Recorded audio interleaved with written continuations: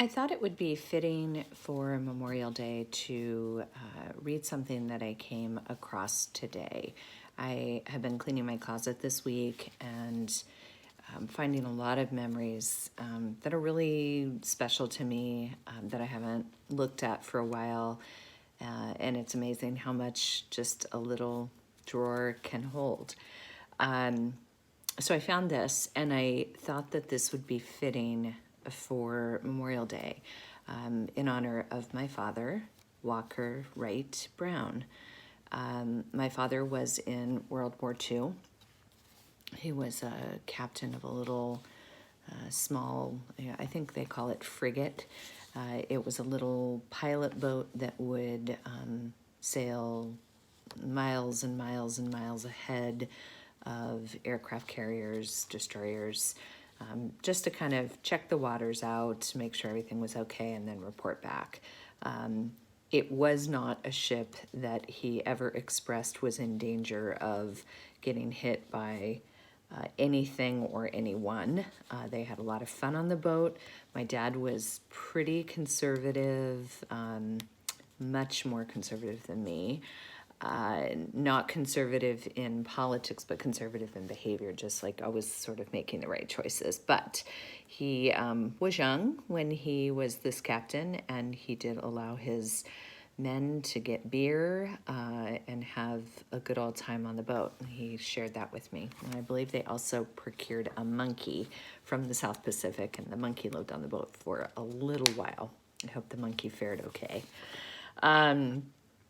So when my dad passed away, we held a flag salute and gun salute at his funeral. It's the first time I've actually ever been to one, especially for a family member, and it's pretty amazing, pretty profound.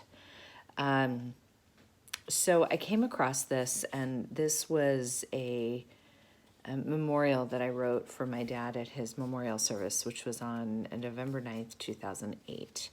He passed away at the end of October, and we had his service. I think this was, we had his funeral, and then we had his service. The funeral was right away, and then a couple weeks later or something like that, we had the memorial service. I don't remember real well. I know there was some distance and space. So I thought it would be really fitting as I read this. It made me feel very good, and it helped me remember some things about my dad that he has left with me that are really important to me as a person and who I am. So I thought I would share this with you. I've spent the last week wondering how to put on paper what I'm feeling inside me and what I would want to share with all of you. I spent time recalling moments of my life with my father, and specifically recalling the last week my father and I shared together. A small sample of memories, including Dad telling me he thought that I played tennis like Chris Evert when I was younger. Pretty much. That I wasn't allowed to get in a car with a boy. Absolutely. That shorts can't be worn to school because they showed too much. But when I brought up the point about a cheerleading uniform, that seemed to be okay, because that was school related. He thought that I should be in choir because I like to sing. But I didn't want to do that because I thought all the choir people were nerds. I don't think that now, but that's truly what I thought then. And I was shy. I didn't like singing in front of public. He also knew I wasn't good at math. He kind of gave up on me and was frustrated in trying to teach me, but he just told me to simply try. He also shared with me that a basic black dress goes with everything and makes a statement. Amen. Black clothing is my favorite. It actually is. And a beautiful black dress is by far the best. He told me that he wasn't chasing me up the stairs to spank me when I got in trouble, but rather he was letting me think he was right behind me, and that being grounded meant hardcore work in the yard. My dad was a spanker. I did not get the worst of it, for sure. I was about middle ranking. My brother got the worst of it. And he would give us a head start, and we had about this huge staircase. Man, it seemed colossal. And I would run up the staircase because he'd tell me he was coming. And I swear I thought he was right behind me. And he told me later on he wasn't because he didn't want to spank me. But we were grounded a lot. And his children, the 3 brown children, worked in the yard more than any other child on our entire neighborhood. I don't think any children in my neighborhood did work in the yard, but the brown children did, which is where I've gotten my love for gardening and all things orderly and clean. In 1988, I appointed myself as my father's personal medical information help desk. Yep, I was in the medical field and he had some stuff and he did not like to address it, and I was his go-to. My help desk had a bit of a different structure. I reached out to my patient and I offered medical advice whenever the need arose. Not when it was needed, but rather when I saw that it was necessary to provide it. The mission and philosophy of this help desk: give the patient as much information as you can, provide resource information even when you don't think the end user might want it, and be persistent when the end user is applying deep breathing techniques to your ongoing dialogue. Success rate of this help desk over the course of 20 years, 99%. He didn't like it, but he liked it. The Saturday before my dad had his final surgery, his hospital admission that eventually led to his passing, I called the house and his wife said that she was surprised that they had not heard from me about my dad's upcoming surgery. Typically, I am at the front line, calling the moment I know, talking to my dad about what to expect, and dishing out the regular medical rant to which he always listens so patiently to. I called him at the hospital several times, and each day was asking about his symptoms and giving him advice. Midweek, he shared words with me, while I heard only occasionally, that I held in my heart. He said, "I love you, babe." This is a sample of a tender moment that's very valuable to me because it was only shared between us in moments that meant something to our father-daughter relationship. My dad was not very emotionally open with his children very well. I mean, you knew that he loved you, but he just was not one for words or showing. So we didn't get a lot of that. So that meant a lot to me. Through some of the challenging times of my life, he did not provide commentary or intrude, ever. I knew he understood that he was always a stable presence in my life. My father simply being a father to a daughter who knew that I would prevail. I noticed that not many seem to value those around them to the depth of just how valuable we actually are to one another. And I started recognizing this around the time my father died. Our ability as humans to appreciate and cherish one another is not something that can be financed or purchased. Yet we let so many things, nearly everything, get in the way of investing this time into relationships. I know the pain of relationships lost. Someone I love lose his life in an instant, and opportunities and chances not taken.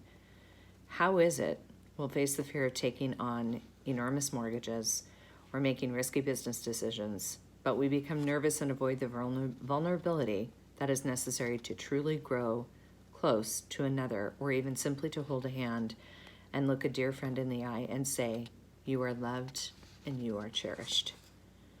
I look around my home, for example, and I have many things which I refuse to give up, many things of which any monetary value could probably not be found, but they are precious. Why?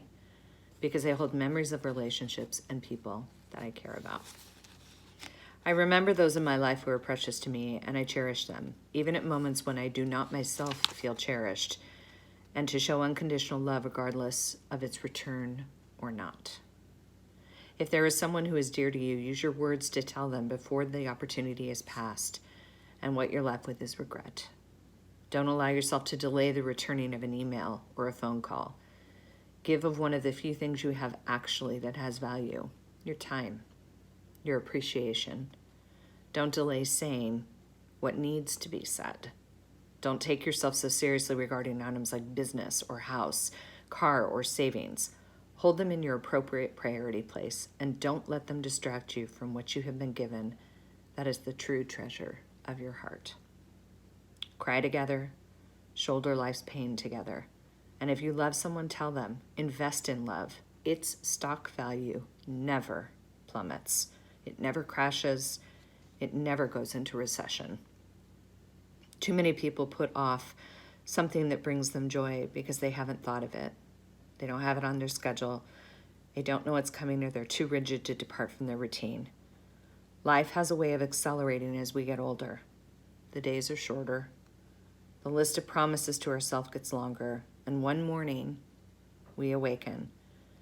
And all we have to show for our lives is the litany of, I was going to.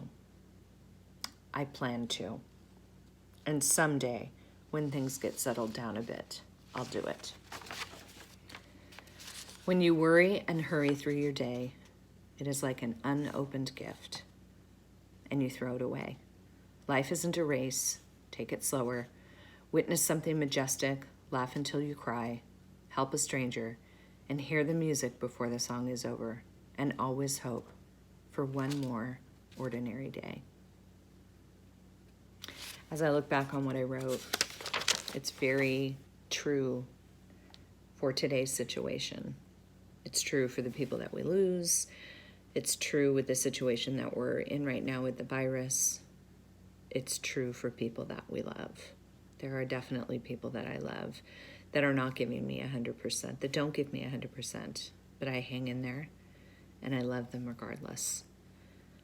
My dad had a lot of impact on me as a human being: integrity, wisdom, maturity. I'm a good mom. I'm a good individual, and 100% owe that to the example that my father led. He stood tall and strong for 84 years of his life, and I had him for 44 of those years. I feel grateful, I feel honored, and he taught me a lot, and I know that he is looking down on me as I think about him on Memorial Day. And I have this precious, precious gift that I wrote 12 years ago that I just found today and I'm sharing with you. And I hope my wisdom will help you reach out to someone that you've been thinking about and taking opportunities in your life to share love and thoughts and feelings with those around you. Wishing you an honorable Memorial Day, and to think about those you lost and those that are still here.